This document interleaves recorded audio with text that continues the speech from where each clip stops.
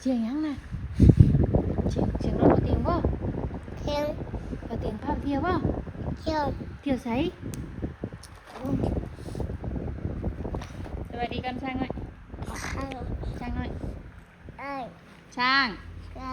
น้อย ได้ ไปได้สบายดีอยู่ สวัสดีก่อนน้าไม่จับนะ ไปดิ ไหนดิมันจะไปน้ำนะ ไปดิไปดิ เอากระเป๋าเด้อเฉยเด้อมาหันงอนเฉยเบิ่งไปเสียเบิ่งหัวงอนหัวปูตัวนั้นไหนดีกันไป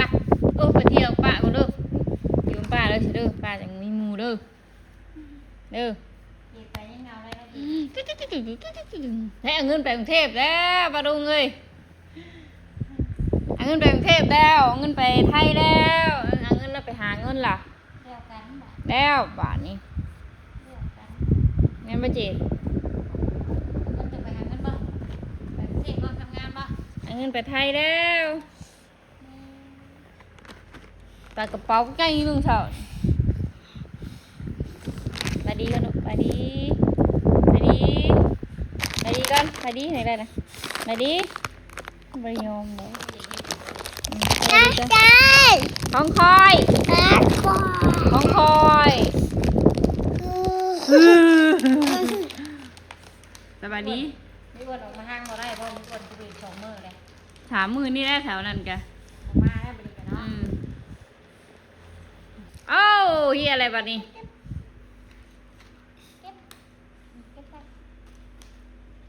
ไปดีอยู่ สบายดีก็ลูกละ ไปดีเบิ่ง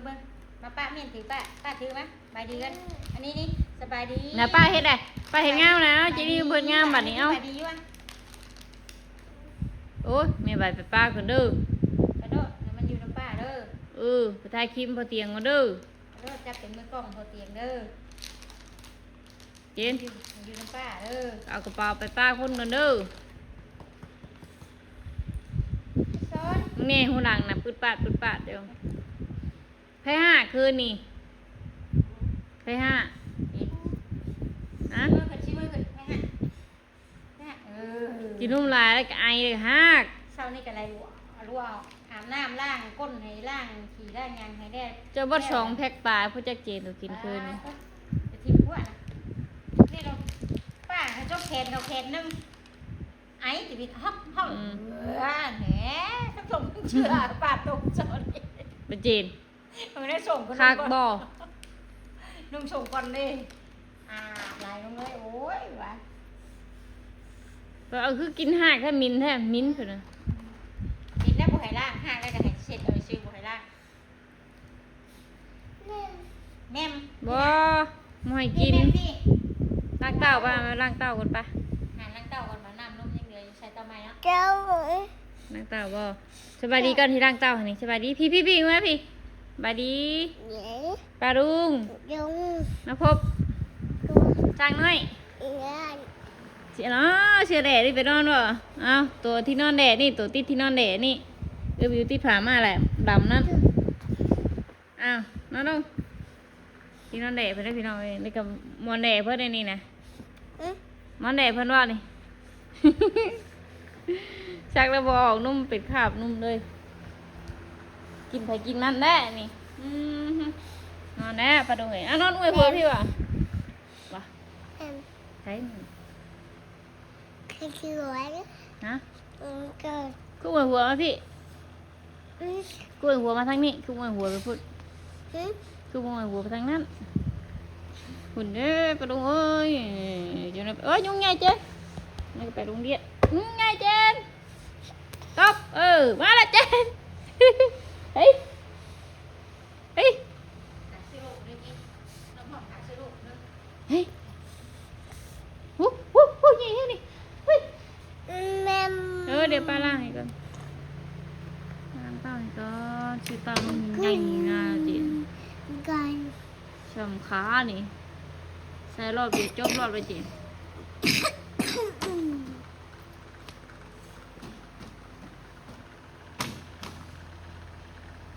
พูด พูดพูด แทงเงินดิแทงเงินน่ะ ไป ไปเด้ แบ่งเทพบ่ เจ็บ เราแบ่งเทพน้ำผัวเราแล้วแบบป้าเจนี่แล้วอันนี้ไม่มูบ่บันนี้ใช่อ้วนเลยค่ะใช่อ้วนดิลุงมันปากใช่อ้วนดิลูกอยู่ใช่ไม่อ้วนนะฮู้มีอ้วนอยู่เพื่อนบ่ฝนตกบ่มีอ้วนประมาณน่ะ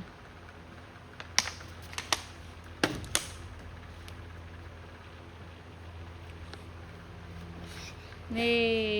นอนถ่ายบ่กอไก่ ไก่ เอาไก่มาอ่านไปไป โอ้โห หึ หัว กับเขีย อืม กัน อืม ลอง อืม เนี่ย เออ เออเก่ง แม่ เอ แม่ อแม่ป๋าเพิ่งพ้นผู้ไผ่แมว แล้ว เยียวยา อะไร ลอนลา เตี๋ย โดดิง เด็กที่ บอบี บี หอฮาน หาย โอ้ อ๋อ หอเฮือนหอเฮือน เอิญ เก่งเจนี่เก่ง เก่ง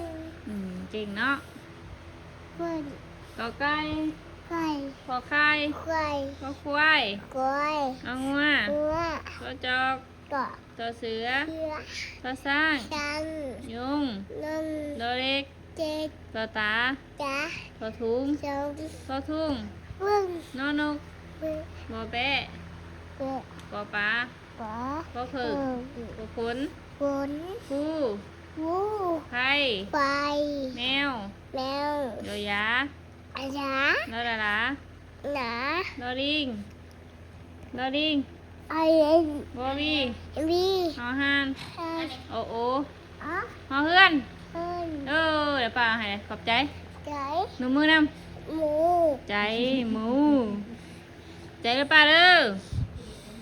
หมูหมูหมูหมูหมูหมูเอาไว้ไว้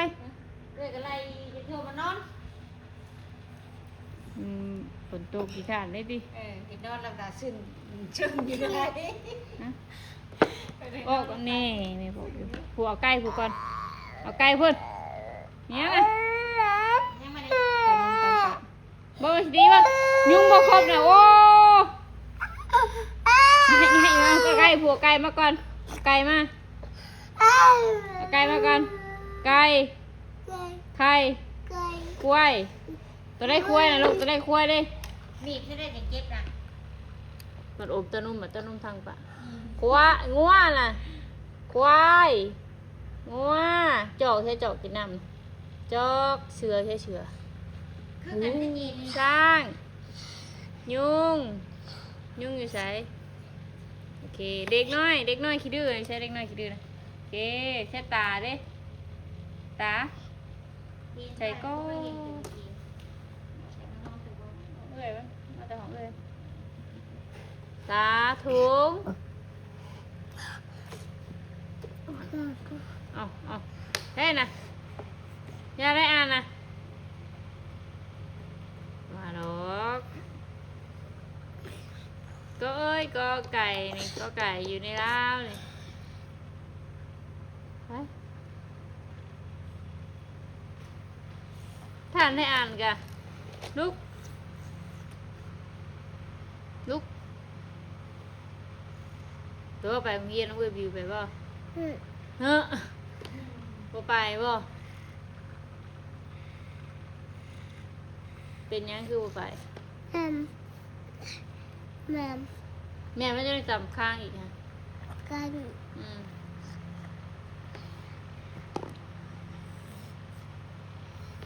ไปอ่านกอไก่อันสักครู่ไปบ่โอ้ยโอ้ยโอ้ยโอ้ยจังเด้นี่เบิ่งจะได้กระหนีบขาแล้วจะลุกมาเด้อปลาให้เจนปลาเย็ดมันหักตีนหน่อยอันเพิ่นขี้ดื้อนี่จะไอ้มวยเด้ไอ้มวยส่งมาถามได้เมื่อคืนนี่มาลูกว่าลูกพี่เป็นยังว่าลูกพี่เป็นไข่บ่อ่ะไอ้มวยมึงได้คิดกลัวลูกพี่เป็นไข่น่ะ หาลูกพี่ดิ อืม ลูกพี่ โอ้ อั ย น หัวที่มึงมีผู้หญิงก็นี่เหรอ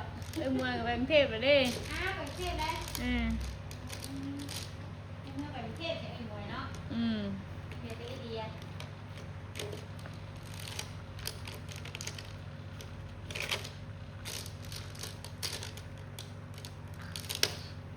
ท่านยังพี่ค่ะแล้วป่ะนมยูให้มูเบิ้งยู ใช่มวยเด้นะมวยมาเลยนะมวย มวย ไว้ อืมใช่ไอเดียเด้ ฮะ ใช่ไอเดียเด้ ฮะ ดูเอ้ยว่าคิวจักมา ฮะ ดูเอ้ย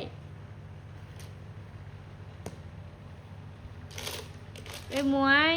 ไว้ ไปกรุงเทพไปหาเงินแล้วอยู่บ้านบ่มีเงินใช้อนุเพนกินให้แม่ด้วยลูกหนูเพนกินไปแม่ด้วย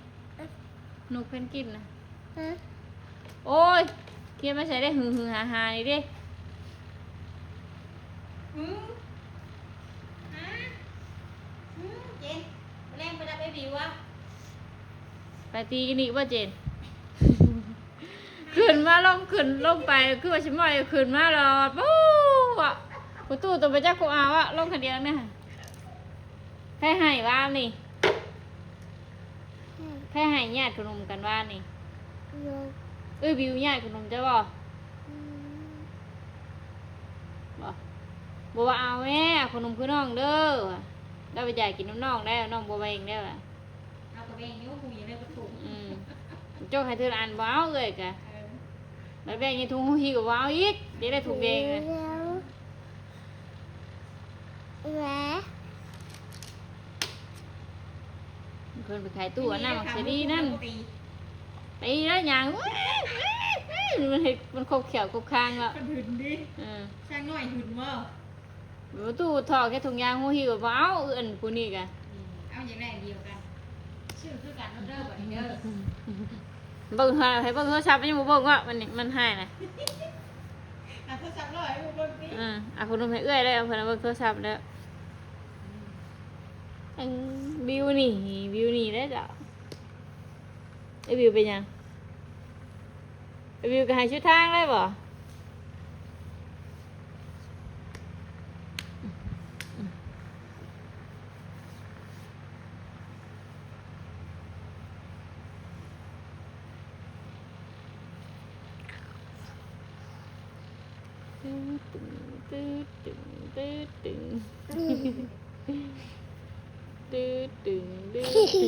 จะเห็นคัดหมอตัวตรวจอยู่คัดหมอไฟใหม่น้ำใหม่นะ ราคาในสนุก บอก1 2 3ตื้อ มาเซไปอีก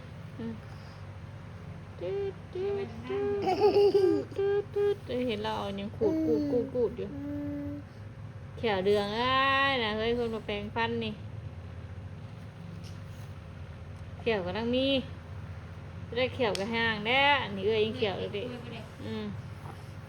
แค่5 ปีเนาะ 5 ปีมันคือกล้วยเนาะ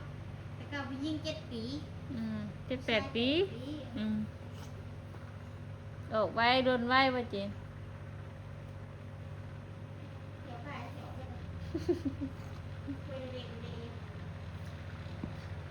เราไปถึงไม่แข่งยังได้ดีขึ้นเลย โอ้ยนอทีมตุ้ยอ่ะพวกกินเห็นบดมันขอได้เลยจีนี่ กินเป็นรัดจอกนะแล้วก็กินปั๊บ บาทละกล้องว่ากลางคืนไง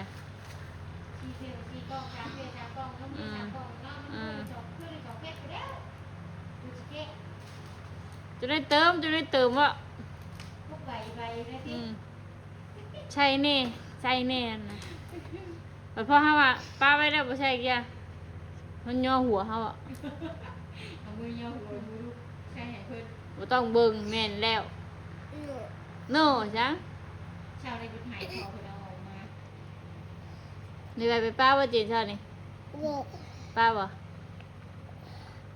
เจอ ออกมาวันนี้ไม่ต้องขี่พ่อกับป้าไม่ใช่เพื่อนจะขี่ช้าว่ะป้าจะโบขี่ไม่ย่อมขี่มาป้าแก้เพื่อนไหนมาก็แก้เอาคางนึงอยู่ไปแ แก่ชัดตัวที่นี่ดู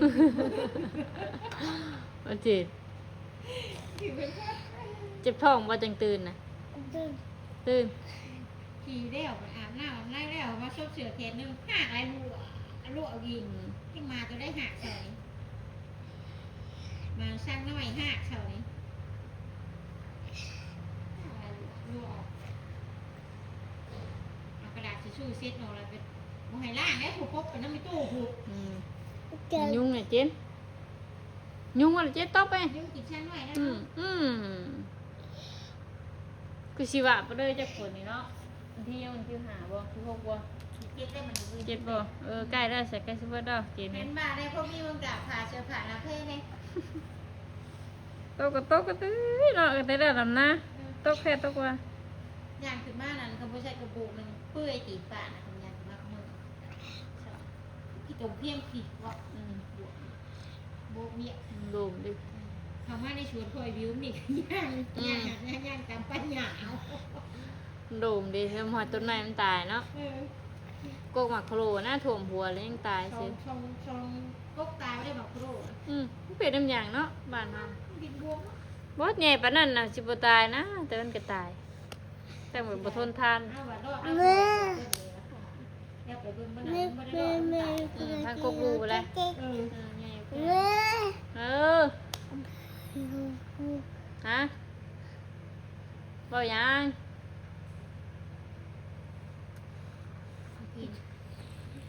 พอตื่นช่วยได้ยุ่งตื่นก็ตื่นที่เศร้าอีกแล้วพอตื่น มามือหนึ่งดิ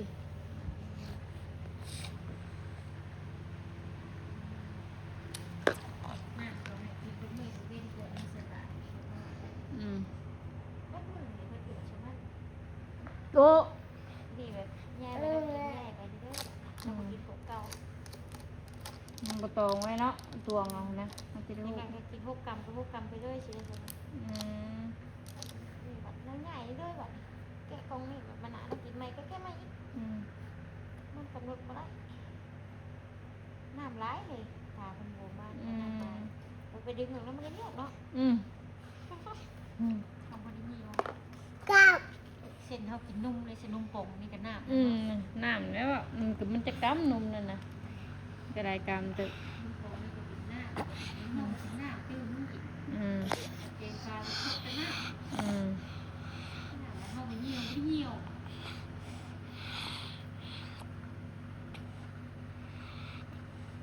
ตุ่ม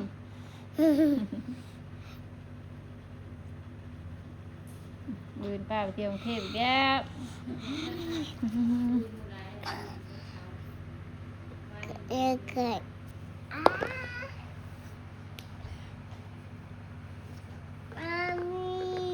มามี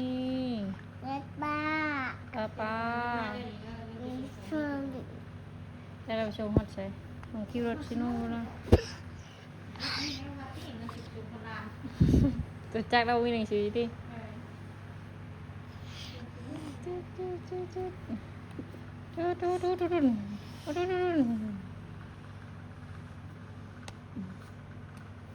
ไปแล้วเราเดี๋ยวเขาเราสิบมาแล้วเนาะสิไปเฮิงเติบดอก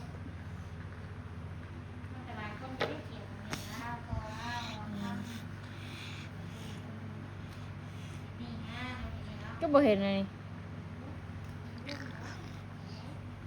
เดี๋ยวคือปลอมาพี่